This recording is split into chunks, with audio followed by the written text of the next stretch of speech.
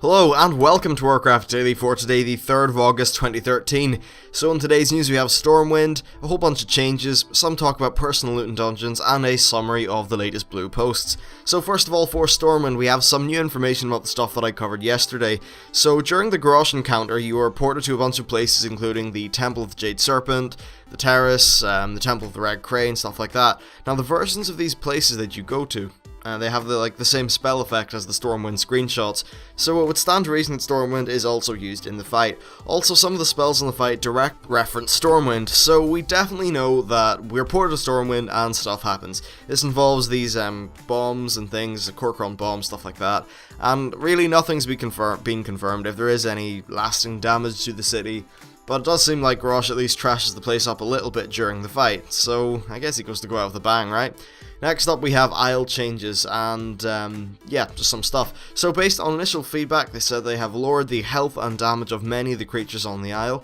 Several avoidable mob abilities have had their damage reduced or have been given a more obvious visual warning. Celestial abilities will no longer hit players outside of the Celestial Arena.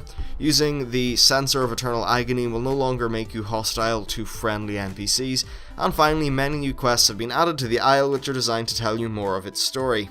Now this is all pretty good in my opinion.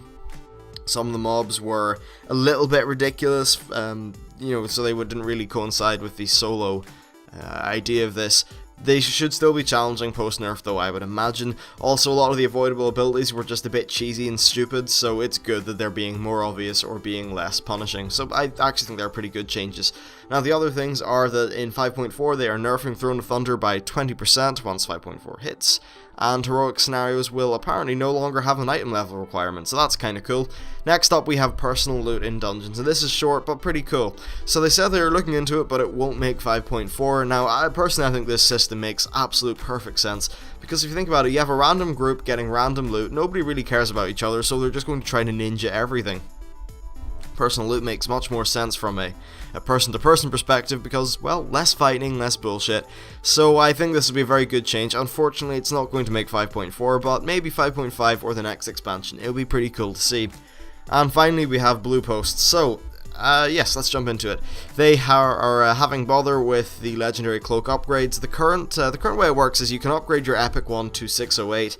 But then when you trade it in for the legendary version, it comes at 600, so you lose 2 of your upgrade levels. Now it seems likely that what they're going to do is just push the legendary's item level up to being 2 out of 2 upgrades by default. This would solve the problem, and honestly, let's just do that and move on.